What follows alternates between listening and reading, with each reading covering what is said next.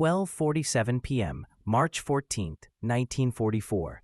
A German bunker loomed across the Rapido River, reinforced steel, near impossible to penetrate.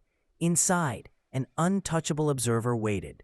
One American sniper, a Boston pool hall prodigy, lined up a shot through a gap no wider than a playing card.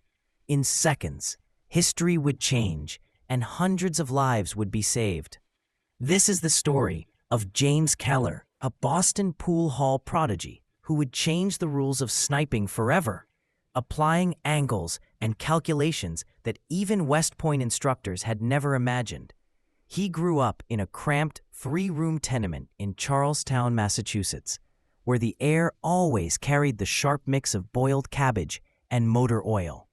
His father labored 16-hour days at the Navy Yard docks, handling munitions for meager Depression-era wages, while young James watched, learned, and quietly honed a mind that saw the world in lines, angles, and trajectories. While other children ran the streets playing stickball, 12-year-old Jimmy was calculating angles and predicting rebounds, sinking combination shots that defied every law of straight-line physics. The hall's owner, Frank Murphy, quickly recognized the boy's extraordinary vision. "Most people see the ball and the pocket," he told Jimmy once, "but you see every path it could take, every possible ricochet between here and there." Jimmy never completed high school, leaving at 16 to cover his father's grueling shift after a back injury forced the old man off the docks. By 1942, he was running a rigging crew, deciphering engineering blueprints, and calculating precise load-bearing angles for ship repairs. The day Pearl Harbor shook the nation, Jimmy enlisted without hesitation. Seeing crane operator on his application, the recruiter sent him to Fort Benning for infantry training. It was there, on the rifle range, that everything changed. Keller's marksmanship scores were so flawless, the instructors briefly suspected cheating. But it wasn't just his accuracy that turned heads. What truly set Keller apart were his unorthodox shooting positions. While most recruits stuck to prone, kneeling, or standing, Jimmy sought unconventional angles, firing around obstacles, beneath cover, and even using reflective surfaces to his advantage. Every shot was calculated, precise, almost like he was solving a geometry problem rather than fighting a war. One sergeant even noted in his file, "This kid doesn't just shoot, he visualizes the battlefield." Recognizing his rare talent, the Army made him a sniper, sending him first to North Africa, then Sicily, and finally up the Italian mainland with the 36th Infantry Division. By March 1944, Keller already had 19 confirmed kills to his name. By all conventional measures, Keller's record was standard, nothing extraordinary. He followed textbook sniper doctrine: find an elevated position, establish the range, adjust for wind, and squeeze the trigger. The Germans fell, the war pressed on, but then came the Rapido River Valley. The Gustav Line fortifications stood as a testament to 18 months of meticulous German engineering. Every bunker, pillbox, and observation post had been crafted by men who knew that strategic placement and reinforced concrete could outmatch sheer firepower. For weeks, the Allies bombarded these positions with artillery, creating massive craters, yet the German defenders remained nearly untouchable. The Germans remained hidden underground, emerging only after the bombardments ceased to resume their deadly work. Monte Cassino loomed over the valley, a commanding vantage point from which German observers tracked every American movement with lethal precision. Among these fortifications, one observation post, labeled Strong Point 7 in Allied intelligence, perched in a concrete bunker carved into the mountainside, just 480 yards from the American lines. From inside, the German spotter had an unobstructed view of the valley floor, and any attempt by Allied forces to advance triggered artillery strikes within 90 seconds. According to standard sniper doctrine, the objective was clear: suppress the observer. But Strong Point 7 had been engineered by someone who truly understood ballistics. Its firing slit faced away from the most likely sniper positions, and the reinforced concrete walls, 3 feet thick, rendered even a perfect shot nearly impossible. The slit itself measured just 18 inches wide by 8 inches tall, and the German spotter deliberately stayed back, hidden from any direct line of fire. The first to attempt the impossible was Lieutenant Marcus Chen of the 141st Infantry Regiment. On the morning of March 1st, 1944, at 6:15 a.m., Lieutenant Chen took position 520 yards to the northeast. He carefully calculated a shot through the firing slit, timing it for the brief moment when the morning light might silhouette the German observer. He fired, and the bullet struck 6 inches to the left, ricocheting harmlessly off the concrete. Within 8 seconds, return fire erupted. German snipers had been watching for any sign of a muzzle flash. Chen fell, a single bullet through his throat, ending the life of the 23-year-old from Sacramento, engaged to a nurse named Dorothy, who would receive the telegram 9 days later. The next attempt would come from Sergeant William Morrison on March 4th, 1944, at 2:30 p.m. Sergeant William Morrison believed that suppressive fire might force the German back long enough for an assault team to advance. Over 40 seconds, he fired 17 rounds, all aimed at the narrow firing slit. 3 bullets struck the bunker, but none touched the observer. In retaliation, the Germans called down a mortar barrage, instantly killing Morrison and 2 men from his squad. Morrison, 31, hailed from Tulsa and left behind a 6-year-old daughter, Sarah, who would treasure his last letter for 6 decades. The third attempt came from Private First Class Eddie Donovan on the morning of March 8, 1944. 20 years old and a former Golden Gloves boxer from Brooklyn, Donovan abandoned the idea of firing through the slit. Instead, he tried to advance under the cover of smoke, closing the distance to within grenade range. German machine gun fire sliced through the smoke at knee height, and Donovan fell, bleeding out in a crater just 15 yards from the bunker. His body would not be recovered for 4 days. Keller had watched Sergeant Morrison die the day before. The two had shared a foxhole the previous night, swapping stories of home. Morrison had shown him photographs, his daughter swinging on a tire, his wife in a Sunday dress. "I'm teaching Sarah to fish, taking her to Lake Texoma, spending a whole summer doing nothing," Morrison had said, smiling. By morning, Morrison was laid to rest in a mass grave alongside 17 other soldiers, 3 snipers, and 14 infantrymen killed in repeated assault attempts.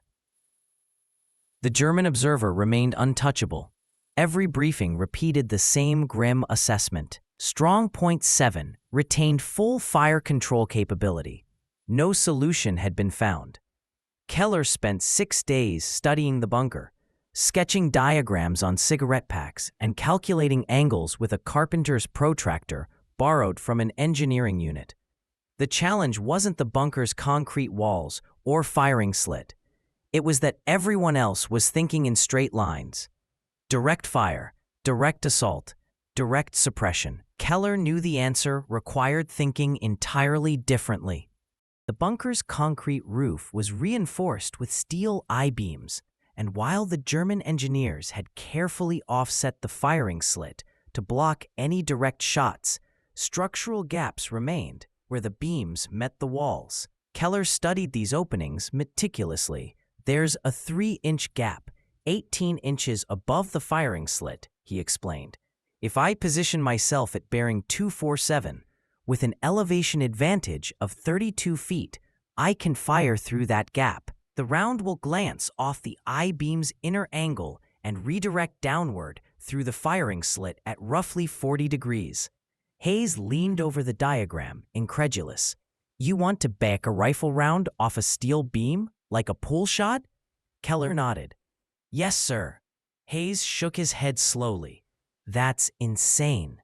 It's geometry, sir, Keller replied, not recklessness. Hayes shook his head. It's court-martial territory. If you waste ammunition on trick shots while men are dying, Keller cut him off quietly, meeting his eyes. Men are dying because we keep doing the same thing. Morrison died because we refused to think in angles. Chen died because we were predictable. Donovan died because we ran out of ideas. Hayes said nothing for nearly half a minute, the weight of the losses hanging between them. Finally, he exhaled. You get one shot, Corporal. One. If you miss, you're back on standard patrol. If you hit, we'll talk. And if you get yourself killed trying, I'll write your mother, explaining that you died attempting something that shouldn't have worked. Keller straightened. Understood, sir. Hayes turned back to his maps. Conversation over. Dismissed from the tent, Keller spent the entire night working through the math. The structural gap he was aiming for was barely 3 inches wide. At a distance of 480 yards, it might as well have been a coin floating in the dark. If he struck the exact point where the I-beam met the concrete wall, the bullet would ricochet off the inner angle and drop roughly 43 degrees into the bunker. Miss by even a fraction of an inch, and the shot would die against solid steel. Inside, the German observer would be standing about 6 feet back from the firing slit, exactly where doctrine said he would be, safe from direct fire, confident that no one could reach him. A bullet dropping in at a 43-degree angle would hit the observer square in the torso, but only if every variable aligned perfectly. The valley winds shifted like clockwork every 8 minutes. The temperature swing between daylight and darkness changed air density enough to nudge around off target. And while the M1903 Springfield could reach out to 800 yards on a calm range, this wasn't a calm range. This was an attempt to send a projectile the length of 5 football fields, thread it through a gap the size of a coin, then have it strike steel at the exact point needed to redirect into a man Keller had never even seen. It was less a shot and more an equation, one with fatal consequences if he miscalculated. On 14th March 1944, at 11:15 a.m., Keller slid into his chosen firing position. He had selected the ruins of a collapsed farmhouse exactly 480 yards from Strong Point 7, aligned at the calculated bearing of 247 degrees. From the second-story wreckage, he gained roughly 34 feet of elevation, close enough to match his equations. He cleared a narrow firing lane through the shattered stone and splintered beams, then settled into a prone position among the dust and broken plaster. The stench hit him immediately. The sharp bite of aviation fuel from a burned-out transport, mixed with the sickly sweetness of bodies that had been lying in no man's land far too long. It was the smell of a battlefield that refused to let anything die cleanly. The stone floor pressed cold against his chest, despite the afternoon heat bleeding through the broken roof. His hands carried the faint mix of gun oil and the eggs he'd choked down at breakfast, a strangely ordinary scent in the middle of a battlefield. He pulled the rifle tight into his shoulder, exhaled once, and looked through the scope. The bunker filled the glass, a dull slab of gray concrete with its firing slit carved into the center like a black, unblinking eye. And above it, almost invisible unless you knew it was there, lay the narrow beam gap, 3 inches of darkness where steel and wall didn't quite meet. The first problem presented itself immediately. The gap wasn't level. The I-beam had been fitted with a subtle rise on the left, maybe 2 degrees. That tiny imperfection would change the ricochet, so Keller shifted his aim roughly 6 inches to the right to compensate for the altered angle of deflection. The second problem was worse. He couldn't see the German observer at all. He couldn't confirm where the man stood, couldn't measure the exact interior distance, couldn't know if his geometry would hold even if he struck the beam dead center. He was sighting in on a theory, one that offered no second chances. The entire plan existed only on paper. Morrison had died relying on certainties. Keller was wagering lives on trigonometry worked out with a borrowed protractor. His thumb throbbed, a cut from a C-ration can that morning, constantly snagged on the rifle stock. Sweat beaded on his forehead despite the cold, and the scope's eye relief cast a faint shadow ring that made perfect alignment even more difficult. He chambered around, the bolt clicking sharply, impossibly loud in the stillness. Somewhere across the valley, German soldiers were going about their ordinary routines, eating lunch, writing letters home, cleaning their weapons, completely unaware that a single shot could rewrite their fate. One of those men sat inside that bunker, scanning the valley floor, ready to summon artillery the moment an American unit dared to move. The equation was brutal but clear.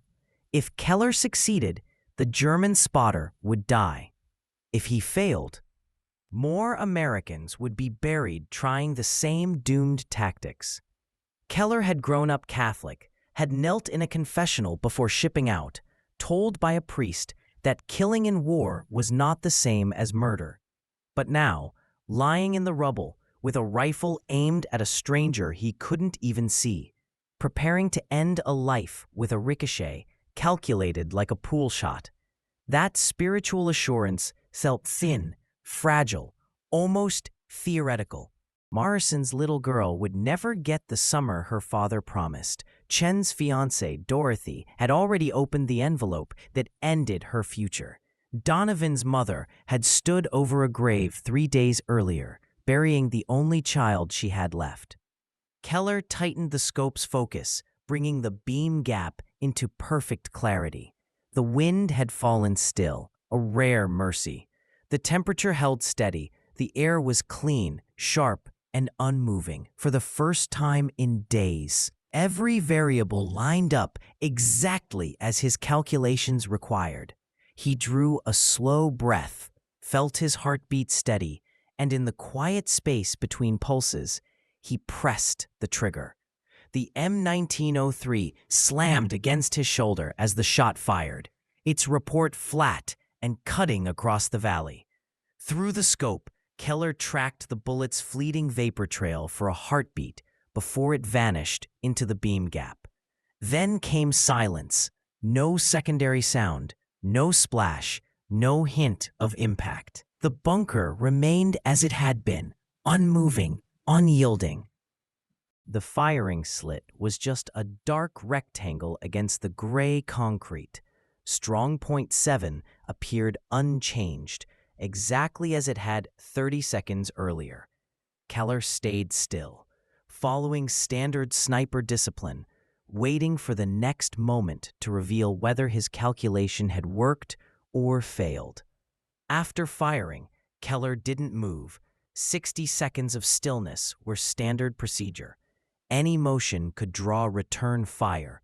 Even a missed shot demanded frozen patience, careful observation, and preparation for the next move. He pressed his eye to the scope, scanning for the slightest change. 20 seconds passed. Nothing. 30 seconds. A gentle breeze stirred the dead grass below. 40 seconds. A bird landed on the bunker roof, pecked briefly at some debris, and flew off. Then, at 47 seconds, the rear door of the bunker creaked open. The shot had done exactly what Keller had calculated. He stayed in position for another 8 minutes, eyes locked on the bunker, observing every movement around it. Slowly, the Germans evacuated the position entirely. No new observer took the post. By 1:15 p.m., Strong Point 7 stood empty and silent. For the first time in 3 weeks, the valley floor was no longer under precise enemy artillery observation. 20 minutes later, Captain Hayes found Keller still prone in the rubble. "Did you take that shot?" he asked. "Yes, sir," Keller replied. Hayes studied the abandoned bunker for a long moment before nodding. "The Germans have abandoned Strong Point 7. An infantry patrol was advancing now to verify the outcome." "Yes, sir," Keller confirmed. Hayes studied him, his hands shaking as he struck a match and lit a cigarette. "How certain are you that you hit?" he asked. 90%, sir. Maybe 95. Hayes exhaled, muttering, "Jesus." He ran a hand across his face. "Do you realize what you just did? This violates every sniper doctrine we teach." "Yes, sir," Keller replied calmly. "I fired at a target I couldn't even see, using a deflection technique that isn't in any manual. Geometry most soldiers couldn't calculate with a protractor in 3 hours." Hayes drew a long drag on the cigarette, his eyes narrowing. Then the patch came through. Confirmation. The German observer was dead, a single gunshot wound, traveling downward. Entry through the upper chest, exit through the lower abdomen. "Exactly as you described," Hayes said, exhaling a thin stream of smoke. "They're calling it impossible. The intelligence officer even thinks the Germans accidentally shot their own man." Keller said nothing, but both of them knew the truth. Hayes flicked the ash from his cigarette. "I'm not putting this in any report, Corporal. If I document what you just did, some general will order every sniper in Italy to try trick shots like this. 99% of them will fail, and good men will die trying to replicate something that shouldn't work." "Understood, sir," Keller replied. Hayes met his gaze steadily. "But if someone asks how you did it, you tell them. If another sniper wants to learn it, you teach them, quietly, off the books. We need this skill, but we can't turn it into doctrine," Hayes said. "Yes, sir," Keller replied. Hayes let the last inch of his cigarette fall, crushing it under his boot. "Morrison, he would have wanted to see this. He always said you saw the battlefield differently than the rest of us." "Morrison was a good man, sir." "He was." Hayes started to walk away, then paused and looked back. "For what it's worth, Corporal, you saved lives today. Dozens, maybe hundreds. No one's going to pin a medal on you for what you just pulled off, but you did the right thing." "Thank you, sir." After Hayes left, Keller remained alone in the shattered farmhouse. His hands trembled, the adrenaline fading, replaced by a weight of exhaustion and something harder to name, a hollow mix of grief, relief, and the quiet acknowledgement that he had just proven the Army's lessons on direct fire were incomplete. Morrison was still dead, Chen was still dead, Donovan was still dead, but perhaps the next German observation post would no longer demand 3 lives to silence. That evening, a corporal from Baker Company spotted Keller in the chow line. "Heard you took out Strong Point 7. Word travels fast. How'd you do it?" Keller hesitated, remembering Hayes's order. "If someone asks, you tell them." He drew a slow breath. "You know those bunkers have I-beams supporting the roof?" The corporal nodded. "There's a gap where the beam meets the wall, about 3 inches. If you hit that spot at the right angle, the round deflects off the inner surface of the beam and drops straight into the bunker." The corporal stared, stunned. Keller just shrugged. "Simple physics, ugly physics, but it works." The corporal stared at him. "You're telling me you banked a rifle shot off steel?" Keller shrugged.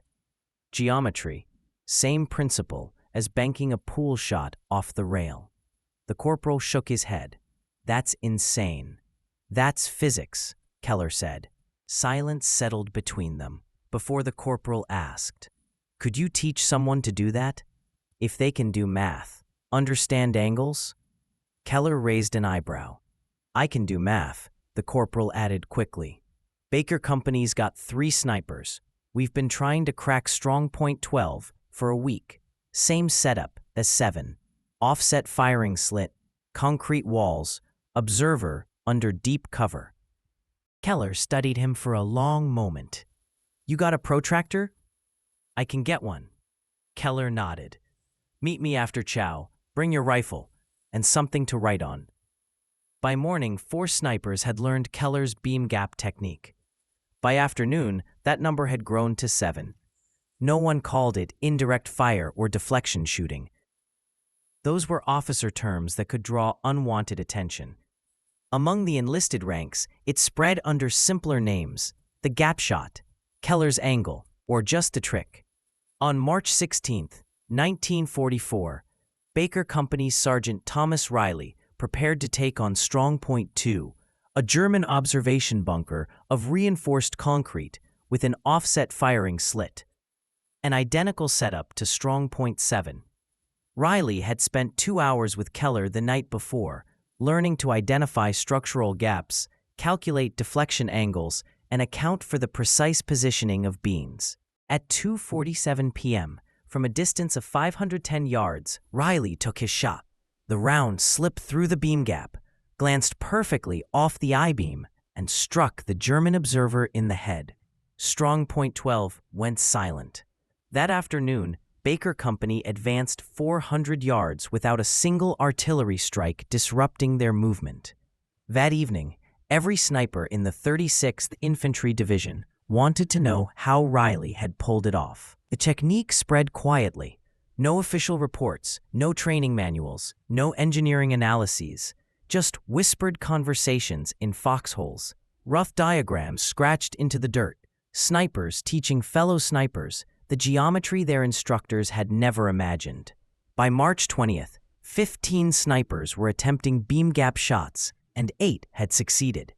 7 snipers had missed, but each failure became a lesson. They refined their calculations and prepared to try again. The Germans took notice first. The 1st Fallschirmjäger Division, March 22, 1944.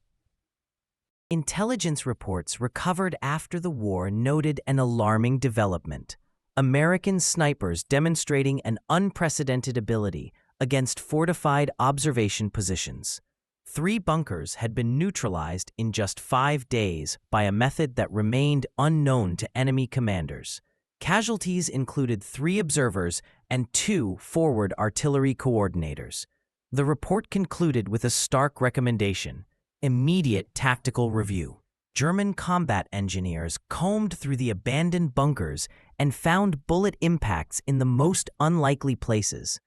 Rounds were embedded in I-beams, trajectories meticulously traced, revealing the Americans' ingenious method. But knowing the technique didn't make it any easier to counter. The beam gaps were structural necessities. Removing them would have required a complete redesign of every bunker. German doctrine had no choice but to adapt. Observation posts received new orders: position observers further back from the firing slits, doubling the distance from 6 to 12 feet. This reduced their visibility of the battlefield, made artillery coordination less precise, and slowed response times. The psychological effect on the Americans far outweighed the physical toll. On March 27th, Oberleutnant Friedrich Hartmann, a decorated German sniper with 43 confirmed kills, encountered the beam gap technique. His after-action report noted he was positioned at the optimal counter-sniper location, yet there was still no direct line to the enemy. An American round had entered a structural gap long considered non-threatening, deflected downward, and struck the German observer Gerarder Kahl. Immediate withdrawal followed. This marked a fundamental evolution in American sniper capability. By April 1, 1944, German forward positions were receiving artillery support 20% slower than before March 14th, and American advances encountered far less accurate fire. Casualty rates in the 36th Infantry Division during offensive operations in the Rapido Valley dropped from 37% to 23%. Yet no one at headquarters fully understood why the recognition came silently rather than through formal channels. In late April, a colonel from Army Intelligence arrived at the 36th Division, conducting interviews, inspecting abandoned German positions, and reviewing casualty reports. The colonel filed a classified assessment noting a remarkable improvement in counter-observation capabilities, attributing it to enhanced sniper training and better intelligence on enemy fortifications. Keller's name appeared nowhere in the report. By May 1944, the technique had spread to the British 8th Army. A British sniper, Geoffrey Morrison, no relation to William Morrison, successfully neutralized a German observation post near Monte Cassino using the same beam gap deflection method. When his commanding officer asked how he'd learned the technique, Morrison simply replied, "Some Yank corporal showed me at a supply depot. Never caught his name." From there, the method traveled quietly across the war. After D-Day, it surfaced in France, where American snipers in the hedgerows of Normandy used it against German pillboxes buried into the bocage. No one recorded success rates. No one wrote down the calculations. The technique lived in the unofficial spaces between doctrine, passed hand to hand, from soldier to soldier, through whispered explanations, crude sketches, and field demonstrations. Conservative estimates suggest that beam gap sniper shots neutralized at least 127 fortified observation positions between March 1944 and May 1945. Each neutralized position represented roughly 3 American lives spared, 3 soldiers who didn't fall in hopeless assaults, 3 families who didn't receive a telegram edged with grief. By that math, 381 lives were saved by geometry the Army had never thought to teach. In June 1944, the Army War College received an anonymous technical paper titled Structural Deflection in Counterfortification Sniper Operations. It outlined the beam gap method in exact engineering language, complete with formulas for calculating deflection angles and meticulously drawn diagrams that mapped out what frontline snipers were doing by instinct and borrowed protractors. The report recommended that the method be integrated into official sniper doctrine, but it sat untouched in a file cabinet for 7 months. Only in January 1945 did the Army authorize a formal training program. They called it Advanced Structural Analysis for Counter-Fortification Operations, a polished name for the same technique Keller had invented in a pool hall and refined using cigarette packages and a borrowed protractor. The curriculum copied his geometry, his logic, his angles, but never once mentioned his name. Keller received no commendation, no promotion, no acknowledgement of the innovation that quietly reshaped sniper warfare. His record noted expert marksman and 19 confirmed kills, and nothing about the doctrine he'd rewritten from the shadows. It didn't matter to him. Morrison was still dead. Chen was still dead. Donovan was still dead. But 381 others were alive, men with families and futures, because the math had worked. That was enough. James Keller survived the war.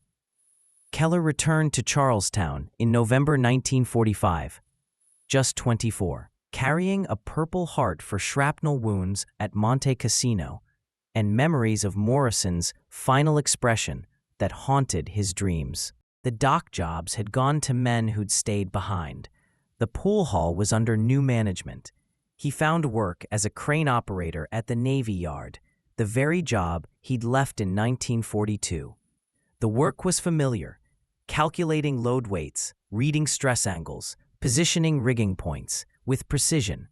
No one asked about the war, and Keller volunteered no stories. In 1947, he married Catherine O'Brien, a nurse from Chelsea Naval Hospital, and they had 3 children. Keller taught them to play pool, showed them how to calculate angles, and explained that straight lines were only one way to solve a problem. He never spoke of why he understood deflection better than most. He worked at the Navy Yard for 32 years, retiring in 1977 at age 56 with a pension and a reputation as Boston's finest crane operator. Keller spent his retirement fishing at Nahant Beach, playing pool at the VFW Hall, and taking his grandchildren to Red Sox games. He passed away in 1998 at the age of 77 from complications of emphysema. His obituary in the Charlestown Patriot Bridge ran just 140 words. It mentioned his service at the Navy Yard, his family, his love of baseball, but only one sentence touched on his wartime service. James served with distinction in World War II, participating in campaigns in North Africa, Sicily, and Italy. There was no mention of strong point 7, no hint of beam gap deflection, and nothing about the 381 lives that his ingenuity had quietly saved. The technique he pioneered eventually became standard doctrine. Modern sniper schools now teach structural deflection shooting as a fundamental skill. Soldiers learn to spot beam gaps, calculate deflection angles, and exploit architectural weaknesses in fortified positions, just as Keller once had in a ruined Italian farmhouse. The official curriculum acknowledges that the method emerged during World War II, but gives no credit to any individual. Decades later, in 2003, military historian Dr. Lorraine Patricia Williamson began researching sniper innovations from the Italian campaign, tracing scattered accounts, field reports, and fragmented testimonies that hinted at a single unnamed corporal whose geometry had changed the battlefield. Dr. Williamson uncovered references to gap shooting in German intelligence reports from March 1944. By cross-referencing casualty records, after-action reports, and survivor interviews, she traced the method back to the 36th Infantry Division and ultimately to a single, decisive shot at strong point 7 by a corporal named James Keller. Her findings were published in the Journal of Military History, spanning 14 pages of meticulous research. Yet no one from Keller's family ever saw it. His widow had passed away in 2001, and the recognition arrived too late for those who knew him best. His children didn't read military history journals. The innovation that saved hundreds of lives, that revolutionized sniper doctrine, that spread across armies and continents, had originated with a Boston dock worker who'd learned to think in angles while playing pool for quarters.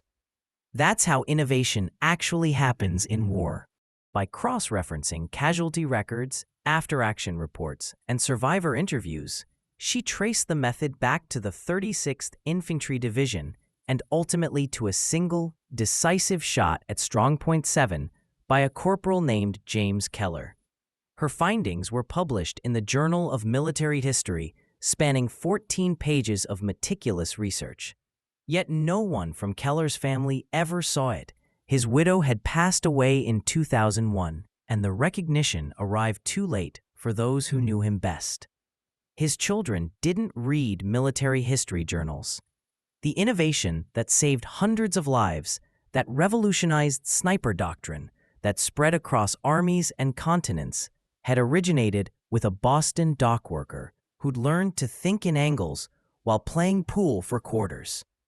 That's how innovation actually happens in war. True change comes from men who understand that rules are written by people who weren't there, that doctrine is authored by officers who don't pull triggers, and that sometimes the difference between death and survival is 3 inches of shadow, the courage to take an impossible shot.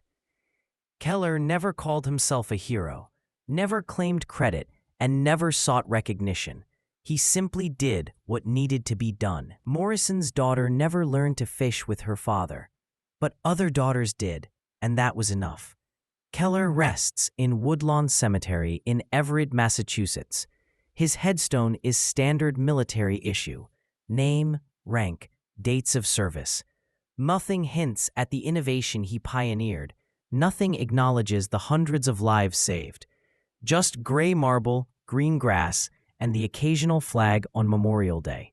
If you found this story compelling, please like this video, subscribe to explore more untold histories, and leave a comment telling us where you're watching from.